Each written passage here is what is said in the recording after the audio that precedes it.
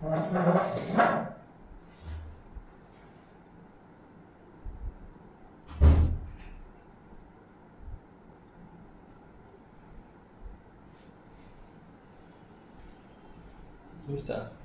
Dah start dah. Subhanallah, subhanallah, subhanallah, alhamdulillah, Allahu Akbar. Subhanallah, alhamdulillah, Allahu Akbar. Subhanallah, alhamdulillah, Allahu Akbar. A'udzubillahi minasyaitanirrajim. Bismillahirrahmanirrahim. Assalamualaikum warahmatullahi wabarakatuh. Alhamdulillah, alhamdulillahi rabbil alamin. Hamdan lillah, salatan wa salaman ala rasulillah. Sayyidina wa maulana wa habibina wa syafi'ina Muhammad ibn Abdillah wa ala alihi wa ashabihi awliyaillah. IG kata, ada yang kata tak ada suara. IG IG, ada siapa boleh dengar suara saya tak? Di IG ada yang bagi salam. Assalamualaikum Ustazah dan sahabat-sahabat syurga. Alhamdulillah, bagus sangat. Kan kita mengharapkan sahabat-sahabat di alam maya yang kita bertemu, yang kita tak pernah jumpa, tak pernah kenal, tapi bertemu di alam maya atas dasar ilmu. Mudah-mudahan semua ini adalah sahabat syurga kita. Alhamdulillah. Ya, pagi tadi tak ada live, saya kurang sihat. Dah ready dah, saya dah ready nak ni, cuma saya rasa macam tak boleh nak paksa diri pagi tadi. Tapi Alhamdulillah dah sihat, dah kuat balik, insya-Allah. Alhamdulillah. Subhanallah. Sahabat-sahabat, adik-adik, anak-anak semua, kawan-kawan, ibu ayah, atuk nenek, masya-Allah. Alhamdulillah. Anda berada di mana sekarang? Saya sekarang di Seremban Negeri Sembilan. Anda berada di mana? Alhamdulillah, syafakillah. Terima kasih. Ustazah seronok ya semalam? Ya. Alhamdulillah. Ustazah doakan saya nak bersalin, insya-Allah husna. Moga sambil layan sakit dengan tazkiyah Ustazah, masya-Allah, mudah-mudahan kuat. Melahirkan dengan mudah, dengan lancar, ibu anak sehat walafiat, insya-Allah. Saya tak nampak komen sahabat-sahabat di FB, tapi saya harap hilangkan pin post tu. Saya nak baca komen. Saya di persiaran KLCC, alhamdulillah. Siti Zaleha, Teluk Intan, Langkawi. Orang Langkawi. Katanya Langkawi penuh no sekarang. Langkawi ramai sangat orang turun. Wallahu alam tuan-puan sekalian, dalam keadaan situasi sekarang, kalau boleh kita sabar sikit lagi sebelum kita memenuhi tempat-tempat peranginan tu kan. Masya-Allah, memanglah siapa yang tak teringin. Saya dari Senawang, Raja Nazin. Oh, dari Senawang. Kalau ada rezeki kita jumpa ya. Jemputlah datang ke galeri. Sungai Buloh, MS Fariza, Aida Amrin. Okey, sahabat-sahabat di FB pula. Ada Lid Zul, ada Hamin Drawati, ada Siti Arna Ahmad, tapi tak bergerak cik. Okey, sahabat-sahabat di IG, kita terima kasih kepada Nur Shima daripada Perlis, Kamariah Moprat. Terima kasih Siti Salma. Dari Kelantan Suzi Zimi, Siti Aisyah Juso, Lina Adam, Nolia Juso, Normala M Nasir, masya-Allah. Kita ada Siti Badriyah. Subhanallah, Siti Badriyah daripada Brickfields KL. Okey. Noras Matin, terima kasih. Nerang Kedah, Kuala Nerang Kedah, Nurul Fahiza. Masya-Allah, doa senyumanmu untuk Allah sahaja ustazahku, ya Allah, aku sebagai senyum orang sama aku, Allah, amin. Terima kasih Seri Muda Sabdani. Okey. Maria Mansur kata dah setahun tak jumpa. Betul-betul, insya-Allah ada rezeki kita jumpa je. Ya, Rohana Mamat kata daripada Tumpak Kelantan, doakan COVID Kelantan turun, insya-Allah. Allah ya salam yang memberi kesihatan. Moga Allah beri kesembuhan dan kesihatan. Betul-betul ya salam. Allah Maha memberi keselamatan dan kesihatan. Alhamdulillah, muslimin-muslimat dimati Allah sekalian. Kadang-kadang tak sihat tu bukan apa, kepenatan. Memang semalam pagi sampai malam tu non-stop urusan pelbagai urusan. Adalah lagi tuan-puan sekalian tengah struggle untuk siapkan sesuatu, jadi macam itulah situasinya. Alhamdulillah, Masya Allah, mudah-mudahan istiqamah. Istiqamah selalu dalam ibadah, istiqamah jauhi maksiat. InsyaAllah, amin. Kita semua istiqamah, mudah-mudahan, amin. Ada yang kata sedang doakan ayah COVID stabil, stage 4 sekarang, insyaAllah. Alhamdulillah, muslimin muslimat dimati Allah sekalian. Terima kasih kepada semua yang hadir, Masya Allah. Di salah satu taman syurga Allah, mudah-mudahan Allah angkat taman syurga, majlis ilmu kita sebagai taman syurga. Subhanallah. Izinkan saya minum air sikit ya. Bismillahirrahmanirrahim.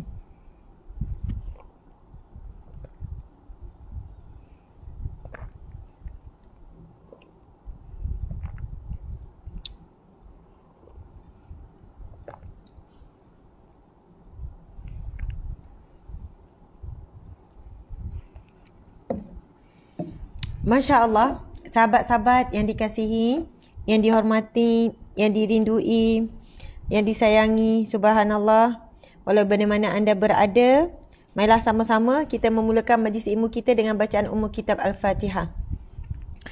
A'udzubillahi minasyaitanirrajim. Bismillahirrahmanirrahim. Alhamdulillahi rabbil alamin, arrahmanirrahim, malik yaumiddin, iyyaka na'budu wa iyyaka nasta'in. اهدنا الصراط المستقيم صراط الذين أنعمت عليهم غير المغضوب عليهم ولا الضالين آمين آمين آمين يا رب العالمين. Subhanallah. Seronok saya tengok komen-komen tu, dia saling menyapa sebab dia dah berkenalan melalui kuliah kan. Dia pun menyapa, Assalamualaikum Max Blue. Max Blue pula jawab Waalaikumsalam. Dia borak-borak kan. Dia menyapa, dia saling berkenalan. Mungkin nanti habis je COVID, bukan hak COVID lah kan, COVID tak tahu bila, ada je peluang untuk bertemu berukhuwah. Masya Allah, kita semua pasti nak jumpa sahabat-sahabat, kawan-kawan, kenalan dan sebagainya, itu utamanya keluarga lah. Alhamdulillah, sahabat-sahabat dimati Allah sekalian, tajuk kita pada pagi ini iaitu ukhuwah. Ukhuwah, perkataan ukhuwah tu profesional dalam kerjaya. Bagaimana dalam kita bekerja, sama ada kita berniaga ataupun kerja di pejabat ataupun apa-apa kerjaya yang melibatkan berurusan dengan orang. Kerjaya, ada orang tanya, kamu kerja apa? Oh, saya NGO contoh. Oh, kamu kerja sebagai macam mana? Oh, menghantarkan bantuan. Jadi dalam proses kerjaya menghantar bantuan tu pun, tuan-puan sekalian, sudah tentu adanya hubungan ukhuwah. Jadi macam mana kita nak profesional dalam melakukan hubungan ukhuwah dalam kita berurusan. Bila sebut pasal kerjaya tu kan dia gabungan antara kerja berjaya. Jadi kerjaya adalah satu kerja yang berjaya kita buat. Ada orang tanya, kamu kerjaya apa ya? Oh, kerjaya saya suri rumah. Maksudnya dia melakukan kerja suri rumah dengan berjaya. Oh, kerjaya saya tukang kebun. Dia buat kerja tukang kebun sangat dengan berjaya. Masya Allah. Oh, saya tukang potong ayam. Oh, itulah kerja yang berjaya dia lakukan. Jadi apa-apa kerja yang berjaya kita lakukan, itu adalah kerjaya. Bila sebut berjaya itu mestilah menghasilkan sesuatu. Kan? Menghasilkan sesuatu dalam bentuk kerja tu selesai. Ataupun kerja tu memberi manfaat, mendapat pulangan. Jadi saya nak tanya tuan-puan sekalian, kerjaya anda apa? Ada yang kata kerjaya saya pelajar. Betul lah tu. Kerja yang dia sedang buat sekarang adalah belajar sehingga berjaya. Berjaya tu umum, bukan semesti straight A baru berjaya. Oh, tahniah berjaya dalam perpisahan. Ada yang straight B, kita pun kata usaha lagi. Tahniah juga, tahniah, kamu dah buat yang terbaik. Masya Allah. Tuan-puan dimati Allah sekalian, berjaya itu definisinya berbeza. Cipta kejayaan sendiri, cipta keberjayaan sendiri. Masya Allah. Kadang-kadang kita tak perlu letak expectation tinggi pun, sasaran tinggi pun untuk kita jadi orang berjaya. Kita kata, bang, hari ini saya nak capai target saya sampai berjaya. Suami kata, target apa? Mesti nak habiskan selawat 500 kali. Nak habiskan la ilaha illallah 500 kali. InsyaAllah bila berjaya, kita dah rasa kepuasan. Tapi kalau kita letak yang besar-besar sangat, saya nak letak sasaran 1 juta pertama dalam tahun ni juga. Dia punya stres tu gini. Jadi dalam kita mencapai kejayaan yang besar, mesti kita sasarkan juga seharian kejayaan-kejayaan kecil. Yang mana bila kita dapat buat, kita rasa kepuasan. Tuan-puan di mata Allah sekalian. Masya Allah. Okey, saya nak tahu, saya baru umur 12. Masya Allah, Nalish. Baru umur 12 tapi dah ikut kuliah Ustazah. Ada yang health inspector. Jangan sebut suri rumah je. Ada yang kerjaya guru. Ada yang tulis saya suri rumah je, ajar Yunus. Suri rumah tak ada je. Ustazah, boleh ke kita selawat zikir dalam hati? Boleh. Tapi memang afdalnya hati dan sebut. Tapi kalau kita takut, kita segan, nanti kan takut duduk kerja pejabat, kita keluar subhanallah, nanti kan takut riak ke kan, bimbang orang kata bajet bagus ke, boleh je dalam hati. Okey, ada yang guru pasti, alhamdulillah, ada yang guru kafa, I am teacher, Diana Hashim, Sari Rumah yang berjaya. Dia tutup muka. Max Blue Ceras dia buat macam ni. Dia tutup yang kera tu kan, monyet tutup lah. Ada apa kita panggil Ustaz, kita panggil emoji tu. Soalannya malu nak sebut. Tapi betul, kerjaya saya adalah suri rumah yang berjaya. Kita tengok lagi kerjaya apa lagi yang ada. Saya rumah Ustazah dulu pernah bekerja, ada sumber pendapatan. Kadang-kadang rindu dengan alam pekerjaan sebab nak sumber pendapatan. Emma Idris, tapi kejaya suri rumah ni bagi wanita adalah kejaya yang sangat mulia, kejaya yang sangat hebat. Kena sabar, kena tabah, kena banyak pujuk diri sendiri kan, kena banyak rawat diri sendiri. Tak apa Ustaz, tak apa. Nur Fatirah, Rabbatul Bait, pengurus rumah tangga. Kamaria Sulong, ya Allah, kekanda Ustaz sahabat semua, Masya Allah. Okey, suri rumah tangga je Ustazah. Zuraini Zabidi kata suri rumah tangga je, kerjaya suri rumah bukan je. Tolong jangan letak je, sebab suri rumah ni perlukan kesabaran, perlukan kekuatan, perlukan pengorbanan. Kadang-kadang banyak bercakap dengan penyapu, dengan mesin basuh, dengan peti ais kan. Suami balik kerja dia dah penat, dia pun malah layan kita bercakap. Macam-macam lah. Saya pengurus rumah tangga. Betul Salina Yusof, Puan Salina. Kejaya apa? Pengurus rumah tangga. Okey, Siti Azmi kata sambil lipat baju dengan tazkiyah saya guru sambil-sambil berniaga Syakili. Badan you beruniform. Wifa kata kejaya dia badan uniform. Kita tengok lagi Aimi Afrijali, saya bekerja sebagai Patient Service Associate di Dialysis Clinic. Masya Allah. Ya, Aisyah Syah kata saya pentadbir rumah tangga. Yes. Tanpa sekalian yang sebut suri rumah je tu, anda boleh tukar profession. Saya pentadbir rumah tangga. Saya pengurus rumah tangga. Kejaya apa? Pengurus rumah tangga. Orang lama-lama kan, mula-mula orang terkejut. Oh, kerja pengurus. Ya, pengurus syarikat mana? Rumah tangga. Itulah syarikat paling hebat, rumah tangga, tuan-puan sekalian. Ya Allah, jadi pengurus rumah tangga ni dia sapu semua. Semua tugas dia sapu. Kan? Tugas Menteri Kebersihan Alam Sekitar dia sapu. Menteri Kewangan dia sapu. Menteri Pelajaran dia sapu. Menteri Perpaduan dia sapu. Menteri Sukan. Menteri apa lagi Encik? Menteri Agama dia sapu. Menteri apa? Pendidikan. Menteri Pelancongan. Semua. Pertanian. Semualah dia sapu. Perdana Menteri. Cik suami kata Perdana Menteri pun isteri biasa sapu. Memang betul lah, kadang-kadang Perdana Menteri pun isteri sapu. Jadi antara banyak-banyak menteri tu, menteri mana yang anda selalu pegang? Menteri apa? Menteri Pemakanan. Itu panggil komoditi kan? Mengukuhkan makan. Menteri Alam Sekitar, kebersihan rumah. Masya Allah. Jadi itu satu kerja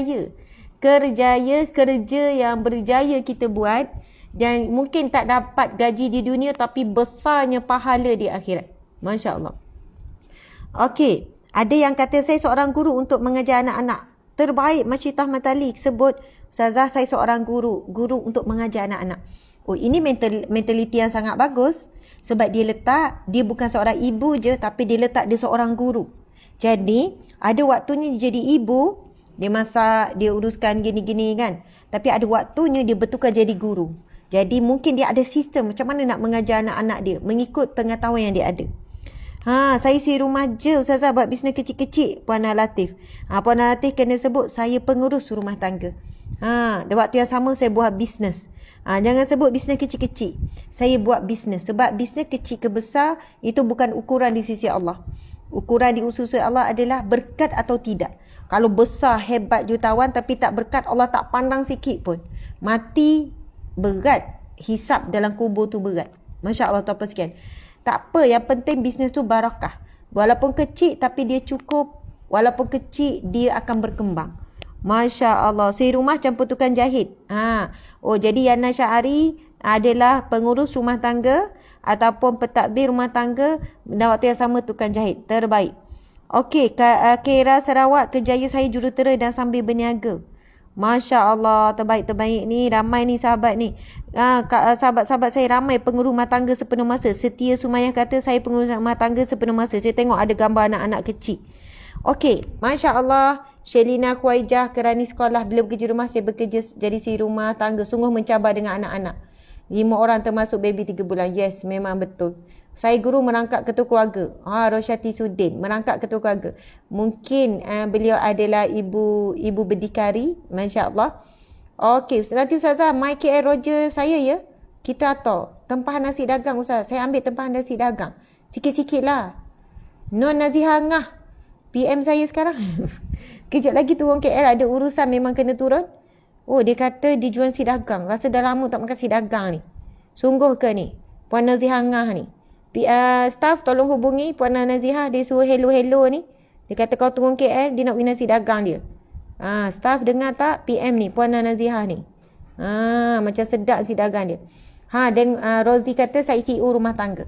Alhamdulillah, tuan-puan sekalian, penganjuran majlis ilmu kita pada hari ini bersama dengan pengajur yang sangat baik, yang sangat istimewa. Yang melakukan banyak kerja-kerja amal. Okey. Saya nak mengajak tuan-puan sekalian sama-sama search dan like dan follow. Apa dia? FB ataupun Instagram.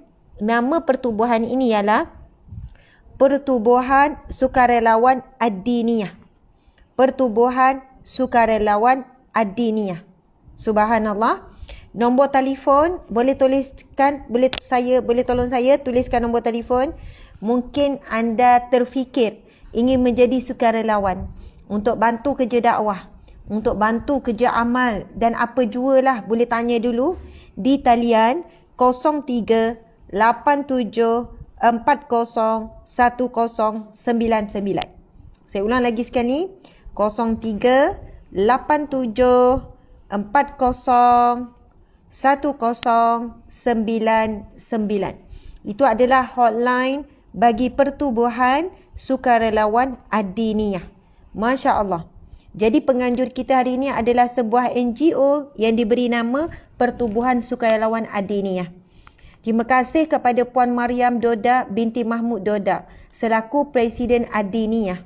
Seterusnya Ustazah Solehah binti Sulaiman selaku Timbalan Presiden Ad-Diniyah. Seterusnya Cik Puan Siti Adibah selaku Pengurus Besar Ad-Diniyah. Ketua-ketua bahagian dan kaki tangan Ad-Diniyah, muslimin-muslimat yang dikasihi sekalian. Jadi, tuan-puan, saya ingin mengajak, marilah sama-sama kita menyokong kepada Pertubuhan Sukarelawan Ad-Diniyah ini dengan kita pergi kepada FB mereka dan pergi kepada Instagram mereka dan boleh hubungi nombor yang dikongsikan tadi. Masya Allah. Ada yang kata, okey dan terbaik. Terima kasih. Ada yang okey dan. Itu orang yang sangat cepat. Bila dia dengar je, dia post search, okay, done. Masya Allah. Ya, ada buat wakaf perigi timba pertubuhan. Tengok Farah Fikah, dia share nama penuh dengan nombor telefon. Terbaik. Subhanallah. Jadi kita support ya, grup-grup seperti ini. Nampak tak? Semua ahli persatuan tu, pertubuhan perempuan belaka. Start daripada presiden, timbalan, pengurus, semua perempuan. Ini bukan pasal gila jawatan ya. Kadang-kadang memang ada NGO dia memang digerakkan oleh perempuan sahaja dan ia lebih fokus kepada bantuan-bantuan yang melibatkan wanita dan sebagainya. Jadi boleh pergi juga dekat website mereka diniyah.org.my, diniyah dinih.org.my. Okey, tajuk kita iaitu, okey, kita boleh tengok sikit. Pertubuhan Sukarelawan Adiniyah telah bergiat sejak tahun 1985 melalui program korban dan akikah dalam dan luar negara. Masya Allah, subhanallah, tuan-puan sekalian. Daripada tahun 1985 terkejut saya. Saya lahir 1983. 85 saya baru umur 3 tahun. Maksudnya pertubuhan ni mungkin antara yang paling lama. Telah ditubuhkan sejak 1985 dan mungkin ramai lagi yang tak lahir masa ni. Pertubuhan ini juga aktif dalam projek wakaf di Kemboja dan Malaysia. Seperti program wakaf Al-Quran, wakaf tandas, wakaf solar dan yang terbaru adalah wakaf basikal. Selain itu, Adiniyah juga aktif dalam program kebajikan dalam Malaysia dan telah bekerjasama dengan banyak pihak, baik pihak kerajaan maupun bukan kerajaan. Setakat ini, Adiniyah telah membina 10 buah masjid dan surau di Kemboja. Masya Allah, telah bina 10 masjid dan surau di Kemboja. Dan 9,000 unit pam air telah dibina dan diwakafkan di Kemboja. Masya Allah. Muslimin-muslimat sekalian. Macam tak glamour sangat kan? Mungkin saya lah yang tak kenal. Mereka mungkin glamour. Saya ni yang kurang berpengetahuan. Kan Adiniyah, saya pun baru nak kenal. Tapi mereka ni dah lama dan apa yang mereka lakukan sangatlah mulia tuan-puan sekalian. Jadi boleh hubungi mereka kalau siapa yang berhajat untuk buat wakaf. Okey. Subhanallah, tuan-puan dan puan-puan sekalian, sekarang tajuk kita ialah bagaimana nak berprofesional dalam kerjaya. Kan, dalam bina ukhuwah, bina hubungan dan sebagainya. Okey, kita akan pergi kepada whiteboard. InsyaAllah kita pergi whiteboard ya, sebab saya nak conteng-conteng sikit ni. Okey Encik Suami, jom kita pergi kat whiteboard. Bismillah.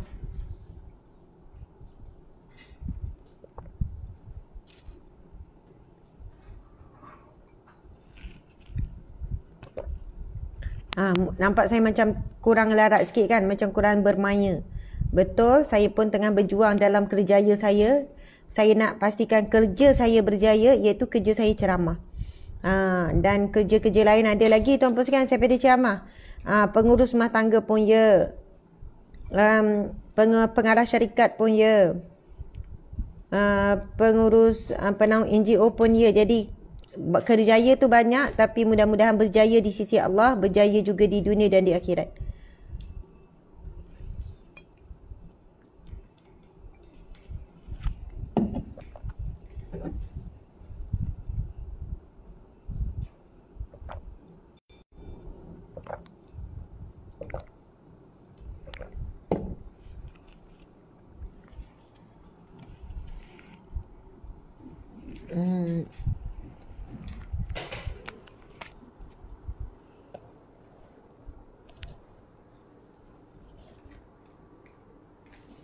Encik nak tu. Semangat, ada setengah jam lagi ya. Tak lama sangat.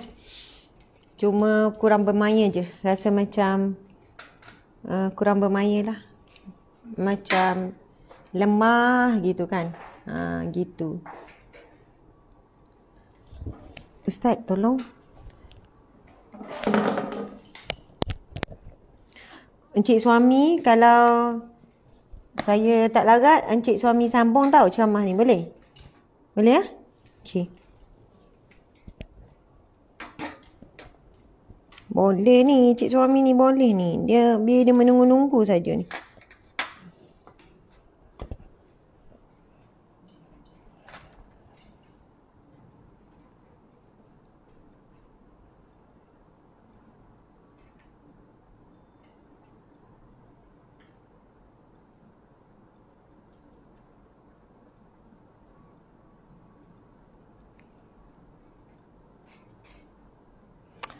Okey, sahabat-sahabat dimata Allah sekalian. Kalau kita tengok tajuk kita iaitu profesional. Ukhuwah profesional dalam kerjaya. Okey. Tapi sini dia tak, definisi ukhuwah tu tak ada.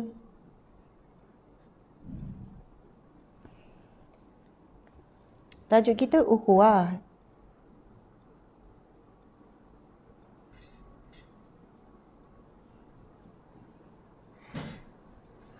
Okey, bila kita kan selalu guna perkataan saya profesional, kita kata kan. Profesional ni ialah perkataan yang berasal daripada bahasa Inggeris. Lepas tu dah digunakan, kan? Telah digunakan ataupun telah pun dimelayukan, ejaannya profesional. Macam tu lah kan. Jadi, betul tak ejaan macam ni? Ke S2? S2 tu kalau bahasa Inggeris kan? Lepas tu dah kalau kamus dewan, profesional, S2 juga kot. Profesional. Okey. Kalau dalam bahasa Inggeris, maksud profesional, dia bermaksud pekerjaan atau kerjaya. Tu je. Pekerjaan atau kerjaya. Okey. Maksudnya, kalau tanya, what your professional? Kalau ditanya soalan tu, oh, I'm housewife. Kerjaya saya adalah housewife. Rabbatul bait, pengurus rumah tangga. Tapi dalam kamus dewan, bila rujuk kamus dewan, apa itu profesional? Ia bermaksud kemahiran ataupun kemampuan melakukan sesuatu kerja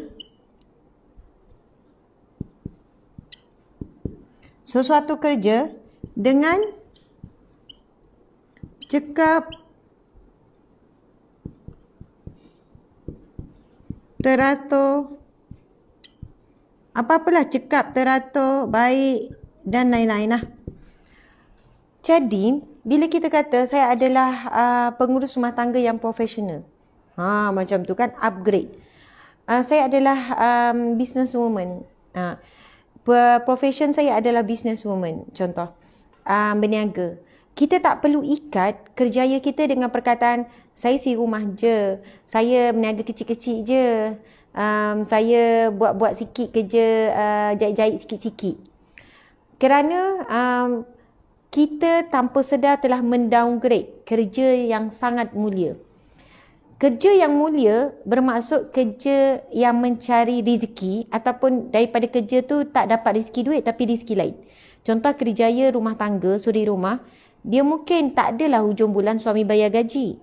Kan? Tak ada pihak lain, ada pihak-pihak yang akan bayar gaji kita.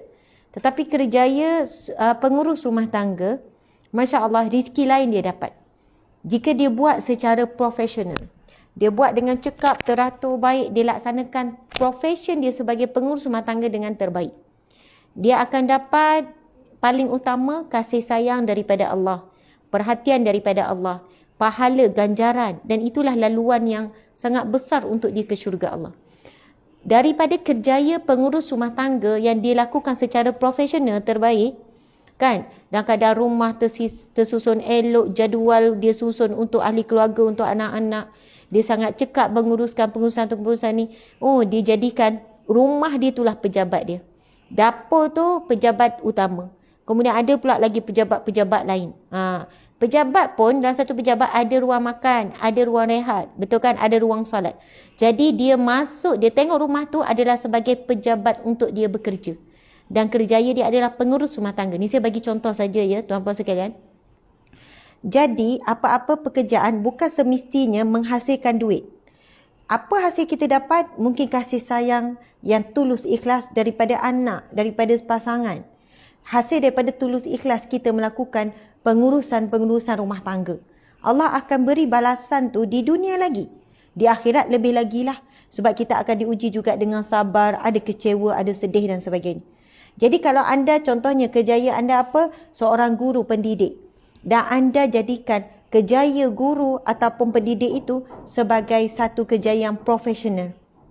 Sebab ada orang kata, oh kerjaya profesional tu. Bila profesional orang nampak kena tinggi-tinggi. Doktor, lawyer, kan, hakim, jurutera. Oh dia tu profesional.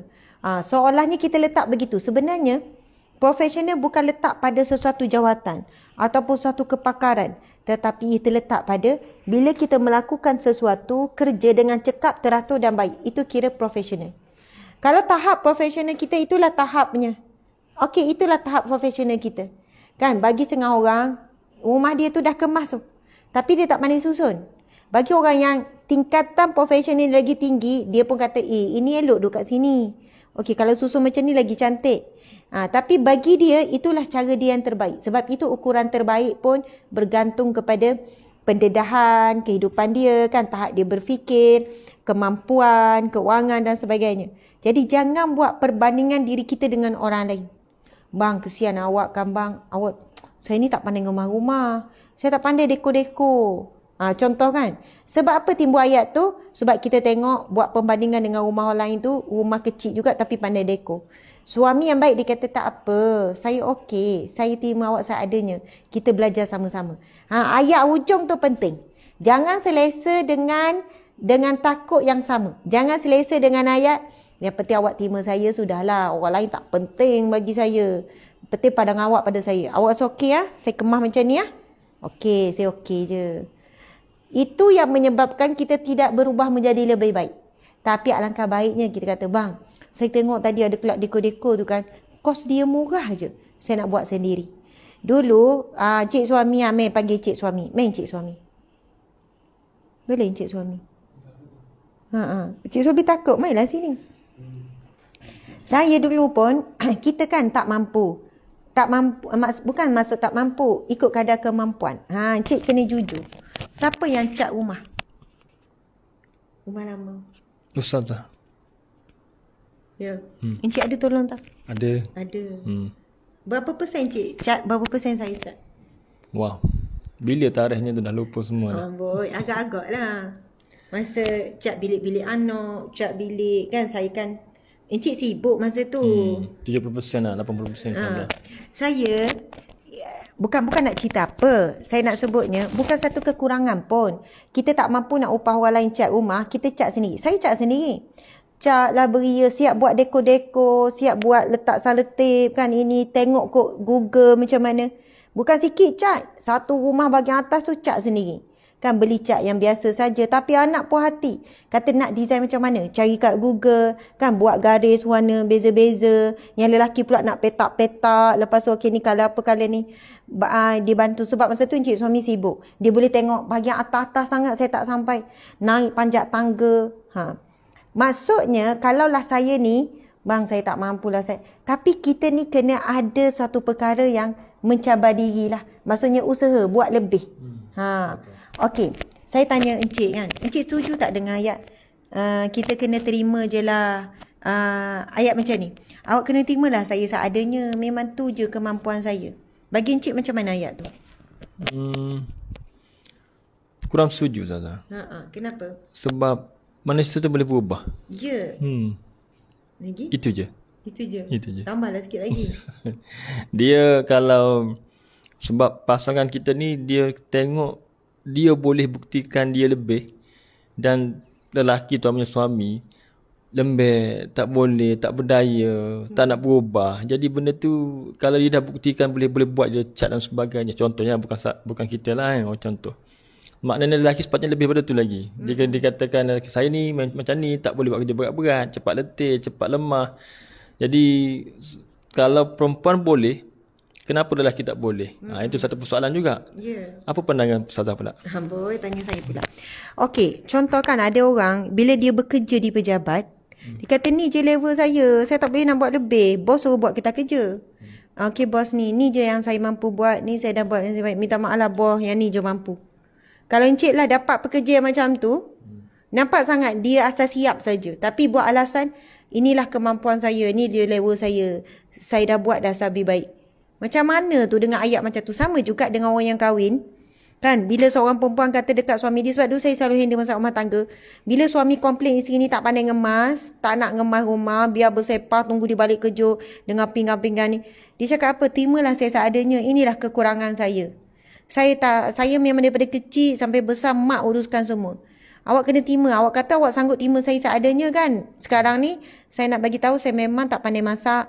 Terimalah seadanya. Saya memang tak pandai masak. Sebab itu asyik minta awak belikan saja. Jadi macam mana? Sebab kami manusia yang ni tak profesional dalam kerja. Maksudnya kemahiran kemampuan melakukan suatu kerja dengan cekap, teratur, baik. Maksudnya ni. Jadi apa pandangan cik? Setiap orang tu ada kelebihan, ada kekurangan. Kalau di rumah ni kita lihat isteri mungkin dia kurang dari sudut memasak, tetapi dia lebih dari sudut mengemas. Jadi satu tengok rumah kemas pun satu kelebihan juga Ustazah. Ya. Kalau dia pejabat, kita pun kena menilai pekerja kita sama ada dia boleh buat atau tidak tu dengan satu assignment kita berikan tu, tugasan kita berikan. Tapi kalau kita dah test dia tu tak mampu, mungkin dia kurang ada kelebihan bakat dalam bidang tu. Kena ubah position dia lah. Oh, kena cuba ubah position. Tapi isteri tak boleh ubah position. Tak boleh. Okey, sebenarnya ada perkara yang memang manusia dia tak boleh ubah. Contoh yang ayat yang boleh digunakan, terimalah seadanya dalam bab apa? Mungkin rupa paras, Betul. mungkin warna kulit, mungkin dari sudut suara, terimalah saya seadanya. So saya memang nyaring bang. Terimalah saya seadanya saya macam boleh ubah tak? membebel. Membebel tu kerjaya. Kerjaya. Ya, bukan senang tau nak membebel. Tak boleh ubah lah. Otak tu memang kena laju. Macam encik saya tengok berapa kali cuba membebel tak berjaya. Betul. Tak cemerlang encik bebel. Dia keluar bla bla bla bla. Mula dia nak cuba membebel. Okey, kenapa tiba-tiba tak keluar dah perkataan. Sebab encik tengok membebel tu bukan perkara mudah. Betul. Dia perlu seiring dengan kelajuan daya berfikir yang laju. Okey, saya nak tanya encik sebab tajuk kita ni, sebab apa saya sebenarnya tak berpelagat. Saya nak encik kena tolong saya ni. Kan kita ada pejabat, ada syarikat. Bagaimana encik melihat ada staf lelaki, ada staf perempuan. Ada orang tua, ada orang muda. Ada isteri orang, ada suami orang, ada yang bujang. Ada anak dara. Bagaimana nak wujudkan ukhuwah ataupun hubungan dalam kejayaan profesional. Dalam keadaan duduk tu satu pejabat, campur lelaki perempuan. Okey, silakan encik. Pegang encik. Ya. Susah nak faham. Batasan pergaulan ni. Dekat sikit. Okey. Pertamanya kalau kita dalam satu pejabat, kena pastikan semua tu kalau kita macam kita matlamat dalam kita punya hijrah ni dan juga NGO Sahabat Amal Care ni, kita kena satukan dulu matlamat dia. Kemudian matlamat adalah dakwah dan kebajikan. Bila orang faham benda ni, maka semua kita kena tekankan kepada niat. Niatnya tidak lain dan bukan kerana Allah Subhanahu Wa Taala. Bila kita niatkan kerana Allah, insya-Allah kita kena turut apa yang Allah perintahkan kepada kita lah. Bila disebut soal pergaulan tu, memang ada batas di antara lelaki dan perempuan. Dan bagaimana kita membataskannya adalah kita wujudkan satu senario suasana kerja itu, kita tempatkan perempuan dengan perempuan. Kemudian lelaki dan grup lelaki sahaja. Begitu juga dengan suasana meeting, suasana pergaulan, perbincangan mereka, kita kena pastikan ada batas-batas dalam muamalat tu. Dari sudut percakapannya dengan rapat dan sebagainya. Kemudian dari sudut pakaian pun kita tekankan juga. Mana sudut-sudut pakaian yang mematuhi syariah lah, kita tekankan juga lah. Terima kasih kepada Al-Fadhil Ustaz Encik. Nak sambung lagi? Okey, subhanallah. Tuan-tuan dimati Allah sekalian, saya bercakap daripada pengalaman ya. Saya juga seorang pengarah kepada syarikat Hijrah EF Sinar Berhad. Ada staf lebih kurang dalam 80 orang. Ada berapa anak syarikat, kemudian ada banyak premis yang kita sewa kan dalam lapan. Lepas tu ada di bawah kita menguruskan ladang ternak. Kita juga ada menguruskan ISEC itu Akademi Ilmu. Ada juga. Jadi saya pada ceramah sebenarnya saya menguruskan banyak perkara. Juga perniagaan kan di bawah galeri Ustazah Asma. Cuma saya bila waktu interview lagi, setelah mereka ditawarkan kerja, ada beberapa syarat yang akan dijelaskan. Ada beberapa etika yang mereka perlu ikuti.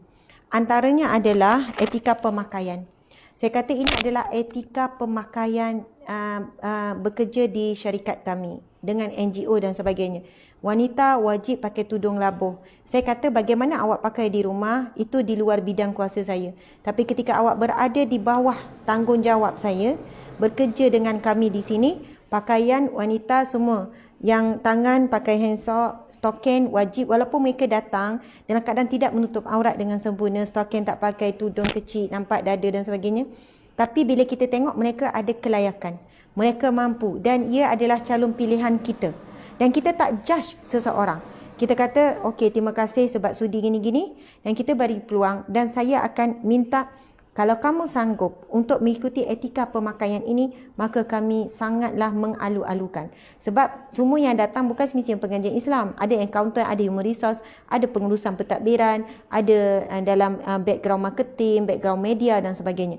Jadi tuan-puan sekalian, alhamdulillah, bila dijelaskan dengan cara baik, dengan profesional, mereka faham dan mereka kata, ya boleh ubah. Subhanallah. Di luar kalau saya jumpa pun saya tak ada judge. Oh, kamu kat pejabat. Okey, wajib muslimat pakai tudung misi sampai tahap. Dia nak pakai macam mana gaya, saya kata tak apa. Tapi jangan yang melekat dan misi melepasi paras siku. Sebab ada orang pakai labuh dah depan. Tapi tepi singkat, minta maaf orang perempuan. Bila tepi singkat, dia boleh juga menampakkan aurat sebelah kiri dan kanan. Sebab itu penilaian saya lah. Saya melihat bila fashion tutup depan saja, tapi atas kiri kanan singkat, dia ada potensi nampak juga aurat itu, kan? Aurat ini perkara yang aib yang perlu disembunyikan, kan? Sebelah kiri dan kanan. Ada yang labuh depan tapi belakang singkat, nampak juga bahagian bentuk-bentuk belakang tu yang boleh menimbulkan perkara yang tidak baik. Jadi alhamdulillah mereka boleh ikut etika tu. Dan kalau saya nampak saja ada orang yang langgar etika tu, saya terus panggil dengan baik. Saya kata sekarang sama ada kamu balik dan tukar tudung yang lebih labuh, ataupun kamu pergi saja dekat galeri Ustazah, ambil saja secara percuma. Biasa macam itulah tuan-puan sekalian. Sebagaimana kerjaya seorang polis boleh ikut etika pemakaian, kerjaya nurse, kerjaya askar, kan banyak sebenarnya kerjaya-kerjaya yang ada etika pemakaian. Dan mereka patuh kerana itu adalah syarat yang boleh dibuat oleh majikan. Baiklah. Yang kedua, saya memang selalu ingatkan kepada staf, kamu elakkan bila berhubung berbincang, kalau perlu berbincang dengan lelaki, memang tak boleh bincang dalam bilik berdua dengan lelaki. Tak dibenarkan. Mesti gunakan bilik mesyuarat. Yang mana bilik mesyuarat itu boleh dilihat oleh semua orang. Dan jika perbincangan itu antara dua individu, lelaki dan perempuan, mesti ada teman bersama. Bahkan baru ni pun saya pesan pada pengurus, sampaikan kepada semua staf, saya kata, jangan membiasakan WhatsApp personal antara lelaki dan perempuan sesama staf.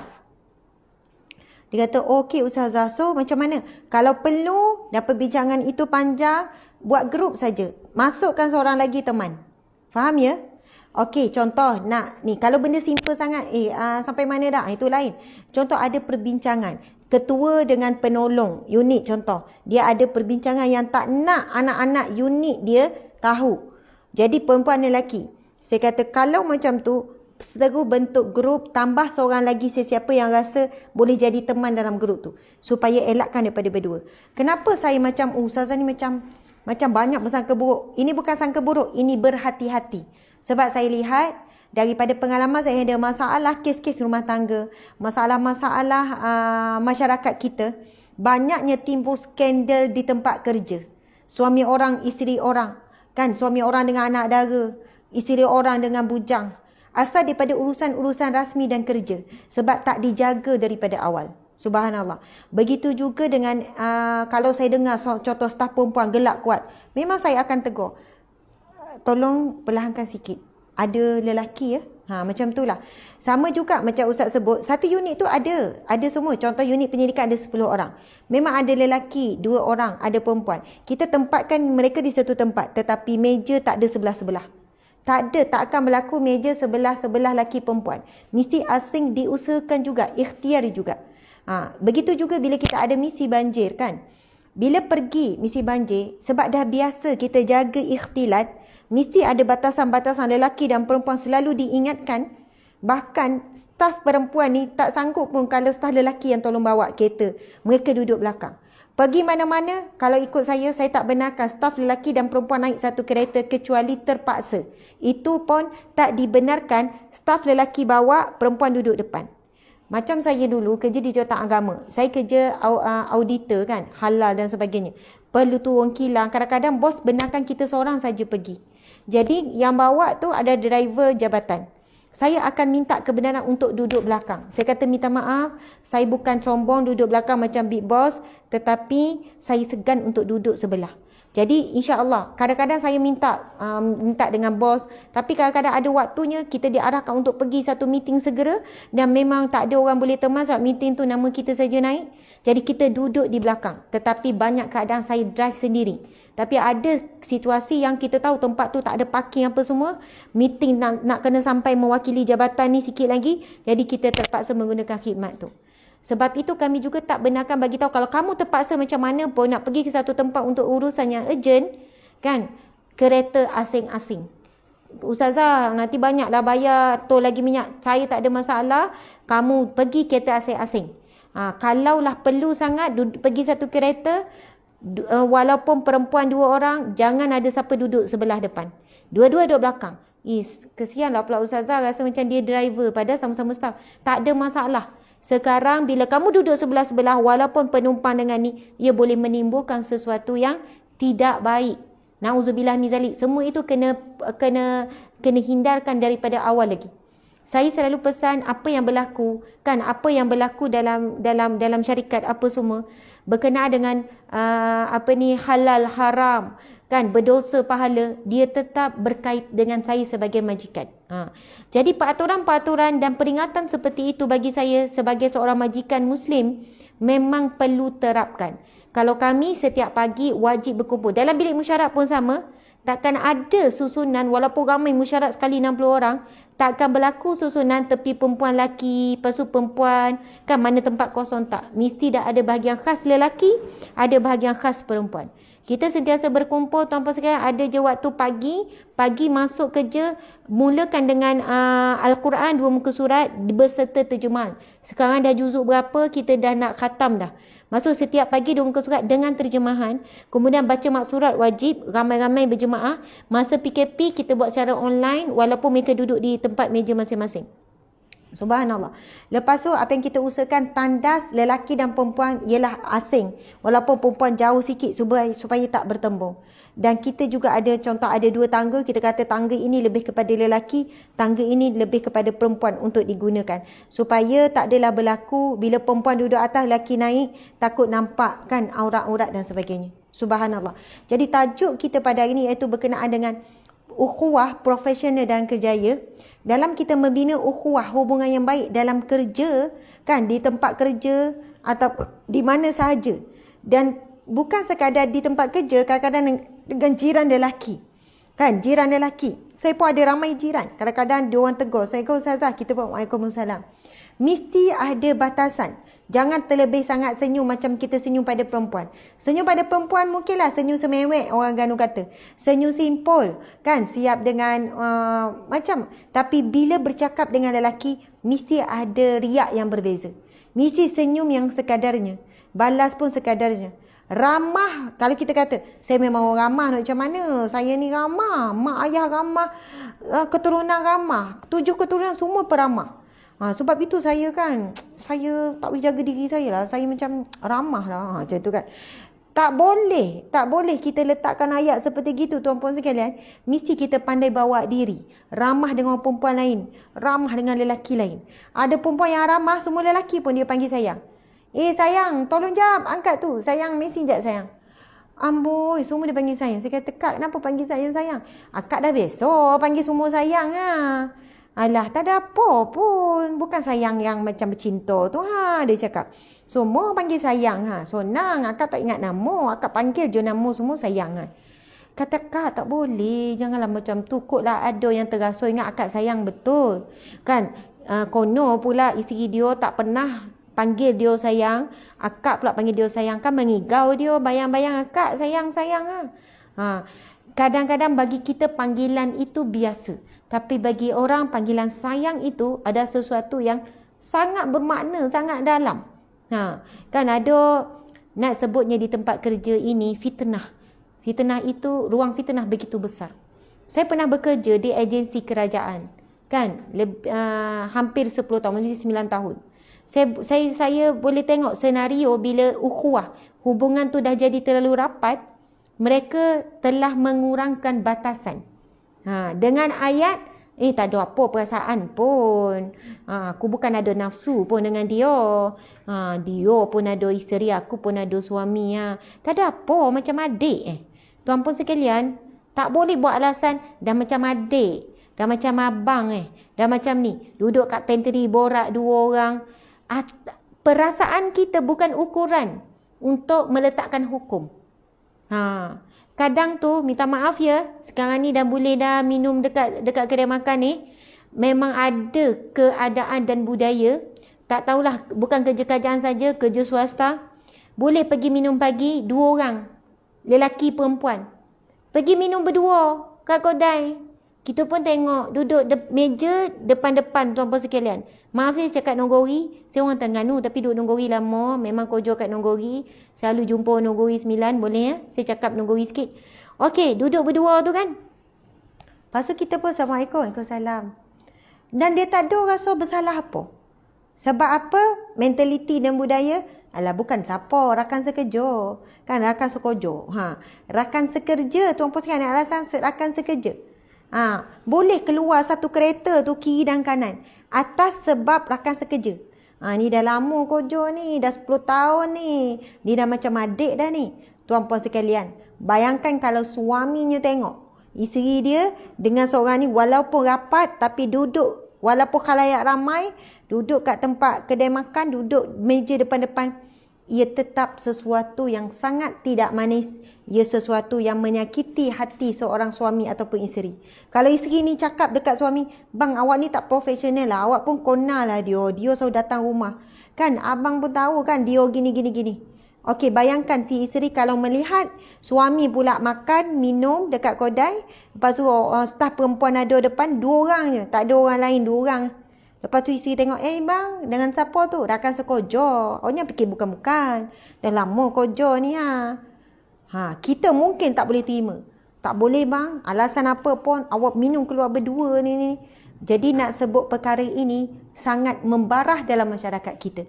Atas dasar dah rasa macam adik dah macam abang dah macam keluarga dah dia ni rakan sekerja dah lama 20 tahun satu pejabat Apa-apa alasan ia tidak menggugurkan batasan yang ditetapkan dalam Islam. Berdua-duaan bukan hanya di tempat sunyi yang dilarang. Berdua-duaan antara lelaki dan perempuan di tempat terbuka juga dilarang. Sebab apa? Kalau kita kata sebab sunyi je dilarang, kita boleh lihat muda-mudi hari ini berdua-duaan di khalayak ramai. Dalam shopping komplek, mungkin tak kahwin tengok anak muda berdua-duaan siap pimpin tangan. Duduk tepi pantai, depan khalayak ramai. Naik motor bonceng, depan khalayak ramai tengah jalan. Sebab mereka merasakan bila di khalayak ramai kurang salah. Yang tak boleh, berdua-duaan sunyi. Tuan-puan sekalian, yang sunyi itu dia takut maksiat dia orang lihat. Tetapi yang mereka melakukan maksiat di khalayak ramai sebenarnya lagi berat. Dia dah hilang rasa malu. Dia dah hilang rasa takut. Kurang-kurangnya yang sembunyi itu, dia takut lagilah ke manusia. Walaupun tak takut pada Allah. Tapi yang terbuka ni, dia langsung dah tak takut pada Allah, apatah lagi pada manusia pun dia tak heran. Manusia dia tengok kan, dia duduk pimpin tangan nampak muda macam tak kahwin. Tapi kalau kahwin tak ada masalah lah. Tapi ramai remaja yang boleh lihat, mereka tu bukan kahwin tapi duduk satu meja, lepak dan sebagainya.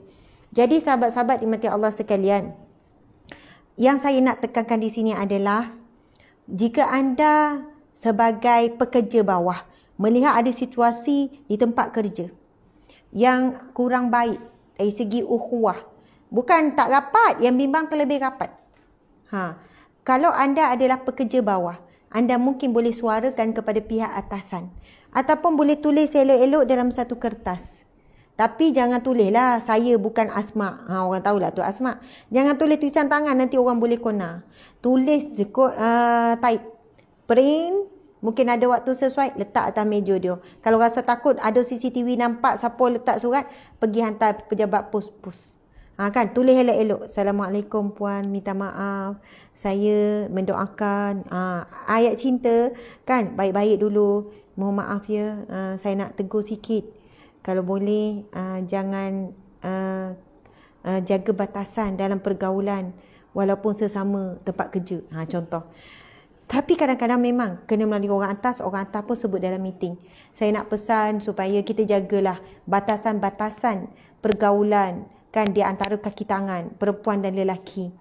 Contohnya, bos ni kena bagi contoh kan. Sebab apa tuan-puan sekalian, saya percaya majikan bos akan disoal oleh Allah kelak. Sebab dia ada kuasa. Bila dia lihat berlaku perkara yang boleh menjurus kepada maksiat, tapi dia tak gunakan kuasa. Sebab ada bos, itu bukan hal saya, bukan hal saya tu. Itu masalah diorang lah. Walaupun gosip dah kuat, dah kencang, kan kata ada apa-apa, duduk berduaan dekat pantry, borak-borak dan sebagainya. Tapi bos lepas tangan, sebab apa? Tu memang pekerja kesayangan dia ke apa? Walaupun perkara itu dilihat peribadi, tapi berlaku di pejabat. Bagi saya, ia masih lagi ada kaitan tanggungjawab dan amanah. Sebab kita adalah pekerja Muslim. Kita adalah Muslim. Kita pekerja Muslim. Kita bukan terikat dengan peraturan pejabat sahaja. Kalau bos tu kata, saya bertanggungjawab dapat ni, dalam tu diorang dah boleh fikir sendiri. Bukan tanggungjawab saya dah tu. Tuan-tuan sekalian, kita pergi mana-mana, jawatan apa pun, kan kerja apa pun, tanggungjawab untuk mencegah kemungkaran dan menyuruh kepada kebaikan tidak pernah gugur. Allah berfirman, Bismillahirrahmanirrahim, kuntum khaira ummatin ukhrijat linnas ta'muruna bil ma'ruf wa tanhauna 'anil munkar wa tu'minuna billah. Kamu adalah umat yang terbaik. Ini keluarkan di kalangan manusia. Masya-Allah, untuk kamu menyuruh kepada kebaikan dan mencegah kepada kemungkaran. Sebab itu Allah berfirman, Nabi SAW bersabda, Man ra'a minkum munkara, barang siapa yang melihat sesuatu kemungkaran, falyughayyiruhu biyadihi. Siapa-siapa yang lihat dengan satu kemungkaran berlaku, maka kena ubah, kena cegah, kena tegur, kena nasihat biyadi, dengan tangannya. Maksud biyadi ni orang yang ada kuasa. Bos sebenarnya ada kuasa, boleh panggil. Masuk jap bilik saya. Sebab tak nak malukan dia dalam meeting kan. Sebab kalau sebut dalam meeting secara umum, orang dah tahu siapa. Jadi panggil dia, minta maaf lah ya. Ada aduan ni daripada orang, kurang senang tengok kamu selalu berdua dengan tu. Memang saya faham kamu macam dah adik-beradik. Kamu dah kerjasama gini. Tetapi ia tetap tak manis. Kamu suami orang, itu isi orang. Itu anak dara, kamu suami. Kalau saya tak tahu apa yang kamu buat di luar tu pejabat. Tapi di tempat pejabat, kamu janganlah buat perkara. Biadi dengan kuasa yang dia ada. Dia bos, anak bawah tak boleh panggil. Bos, masuk bilik saya kejap. Tak boleh. Bos boleh panggil anak buah. Arahan, mesti dia ikut. Jadi gunakan kuasa. Tapi kalau dia takut nak guna kuasa, dia ada kuasa tapi takut. Nabi sambung lagi, fa illam yastati', kalau dia tidak mampu, tak mampu nak guna kuasa dia, ataupun dia memang tak ada kuasa, sama-sama akan sekerja, falyughayyiruhu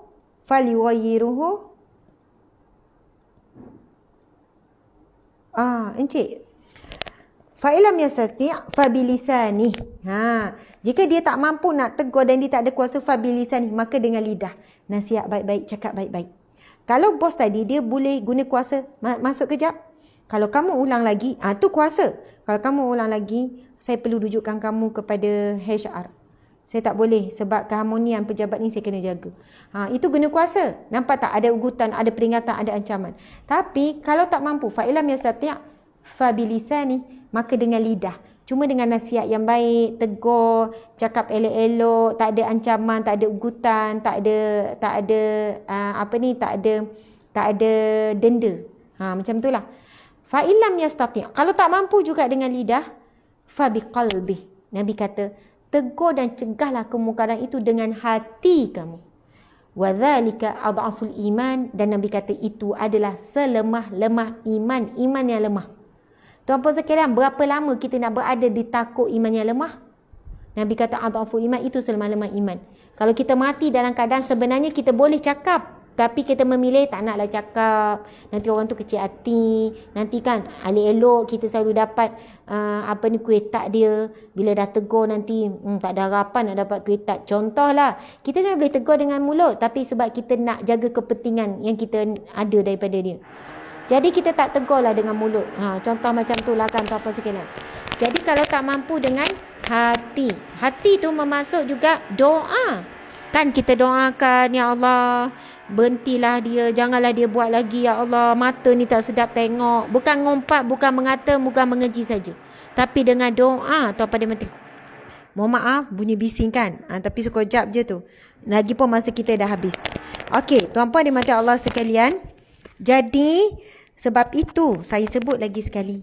Walau apa pun jawatan kita, tak ada jawatan pun, bila berlaku kemungkaran berkenaan dengan pelanggaran batasan pergaulan di tempat kerja, di rumah ke, nampak jiran dengan jiran macam mesra sangat lelaki perempuan, kita ada tanggungjawab untuk mencegahnya. Sama ada dengan kuasa kalau ada kuasa, sama ada dengan lisan dengan lidah kan, ataupun sama ada dengan hati. Hati tu doa ataupun merasa benci dengan perbuatan tersebut. Cukup. Kalau kita tak ada rasa pun benci dan tak suka perbuatan maksiat yang dilakukan, soalannya kita tidak ada iman. Sebab Nabi kata cegah dengan iman, dengan perasaan kamu tidak suka perbuatan itu dibuat, itu pun kira selemah-lemah iman. Jangan sampai bila tengok orang buat maksiat, benda yang tak sepatutnya kan, kita tengok dengan tak ada perasaan. Aku dah tak ada apa, dia orang tu daripada dulu macam tu. Bimbang tak ada iman masa tu, iman tercabut. Kalau meninggal saat tu, na'udzubillah min zalik. Subhanallah, muslimin muslimat sekalian, sebagai penutup saya ingin membacakan satu hadis Nabi SAW, iaitu hadis riwayat Baihaqi dan Tabrani. Bismillahirrahmanirrahim. Man talabad dunya halalan isti'fafan anil mas'alah wa sa'yan ala ahlihi wa ta'attufan ala jarihi ja'a yaumal qiyamati wa wajhuhu kal qamari lailatal badr. Yang bermaksud, barang siapa yang mencari rezeki yang halal untuk menjaga dirinya daripada meminta-minta dan dengan tujuan memenuhi nafkah keluarga, serta supaya dapat membantu orang-orang yang memerlukan, jiran tetangga yang susah dan sebagainya, nescaya dia akan datang pada hari kiamat dengan wajahnya yang berseri-seri seperti bulan purnama. Subhanallah, hadis itu menggambarkan kelebihan fadilat orang yang mencari rezeki yang halal yang barakah. Bukan rezeki yang banyak, bukan rezeki yang kelas-kelas. Apa pun pekerjaan dan kerjaya anda dilakukan dengan profesional. Jadi tukang kebun profesional. Bila dia bersihkan kebun, bersihkan rumah orang, bersih, cantik. Dia buat yang terbaik. Walaupun tukang kebun saja. Okey, bila dia jadi tukang potong rumput, terbaik. Tukang sapu, terbaik. Mesti dia buat profesional. Bukan kita kata, dia kerja apa ya? Tukang sapu. Tukang sapu je. Nampak macam orang profesional. Gaya tu macam profesional. Apa maksud profesional? Iaitu melakukan kerja dengan tekun, dengan cekap, dengan terbaik. Subhanallah, orang yang begini, bila dia buat kerja dengan terbaik, Masya Allah, dengan barakah, mencari rezeki yang halal pula. Halal tu penting, bukan pula ya, itu poin yang utama. Bila cari rezeki halal, barakah, terbaik, Nabi sebut untuk menafkahi dirinya supaya dia tak meminta-minta, ataupun menafkahi anak, ataupun untuk membantu orang yang susah, dia akan dibangkitkan di mahsyar kelak dengan wajah yang bercahaya ibarat bulan purnama. Subhanallah, tuan-tuan sekalian, jadikan kerjaya anda, kerjaya saya, kerjaya kita semua, apapun kerjaya, pengurus rumah tangga ke, peniaga ke, jangan bezakan kecil besar. Sebab di sisi Allah, Allah tak pandang kecil besar. Allah pandang niat kamu mencari rezeki untuk apa, kan? Dan daripada rezeki itu kamu buat apa, kan? Daripada rezeki itu adakah bertambah dekat dengan Allah ataupun bertambah jauh? Jadi itulah ukuran kejayaan yang sebenar. Kerjaya yang berjaya adalah apa-apa kerja yang kita buat, kita buat dengan baik, dengan ikhlas, kan? Kita buat untuk mendapat keuntungan dunia dan akhirat. Kalau untuk target dunia saja, kita dalam kerugian. Sebab apa? Sebahagian hidup kita adalah bekerja. Kalau kerja di pejabat 8 jam, balik sekejap dah sampai pukul 6, pukul 7. Lepas tu borak-borak, makan, minum, tidur. Tidur, bangun balik, kerja. Sebahagian besar umur kita dihabiskan dengan bekerja. Jadi jadikanlah kerja sebagai satu ibadah. Bila nak jadikan kerja satu ibadah, mesti ada beberapa syarat. Niat, tidak melanggar batasan syariat. Jangan bergaul bebas di tempat kerja. Jangan buka aurat, wahai wanita sekalian. Bila anda buka aurat pergi kerja, kerja itu tak jadi ibadah. Sebab apa? Dah campur dengan maksiat, melakukan perkara yang haram. Kerja menyebabkan kita mendedahkan aurat, jadi pekerjaan itu bukan datangkan barakah. Subhanallah, bahkan dia mengumpul dosa. 8 jam orang tengok aurat dia. Orang tengok bahagian badan yang tak patut dilihat, diperlihatkan. Jadi sepatutnya kita keluar kerja dapat menghitung pahala. Kan pahala ibadah kerja tu besar sampai Allah akan berikan wajah yang bercahaya di mahsyar kelak. Tapi asbab kerja kita dedahkan aurat, asbab kerja bergaul bebas, asbab kerja kita telah melakukan perkara-perkara maksiat, mungkar, na'udzubillah, sampai pergi skandal dan sebagainya. Jadi itu bukan pekerjaan yang membawa barakah pergi ke jannah, tetapi pekerjaan itu dikira musibah, na'udzubillah, memberikan azab yang parah. Na'udzubillah min zalik. Jadi sekadar itu, tanpa sekiranya mohon maaf salah dan silap apa-apa kekurangan. Jadi kita harap sahabat semua bolehlah ya pergi ke page Pertubuhan Adiniyah. Pertubuhan Adiniyah selaku penganjur kita pada hari ini, sokong banyak kerja-kerja kebajikan yang mereka lakukan, wakaf terutamanya. Dan nombor telefon kita dah kongsikan di awal tadi. Terima kasih pada pihak penganjur Pertubuhan Adiniyah. Terima kasih pada semua yang hadir. Mohon maaf salah dan silap juga kekurangan. Sehingga bertemu lagi. Wabillahi taufiq wal hidayah. Assalamualaikum warahmatullahi wabarakatuh. Mohon maaf ya kalau macam penyampaian saya kurang baik. Memang kurang larat sikit. Kurang sihat. Alhamdulillah saya doakan semua sihat dan kuat insya-Allah. Sekian, kita tangguhkan majlis ilmu kita dengan tasbih kafarah dan surah Wal-As. Bismillahirrahmanirrahim. Subhanakallahumma wa bihamdika asyhadu an la ilaha illa anta astaghfiruka. Bismillahirrahmanirrahim.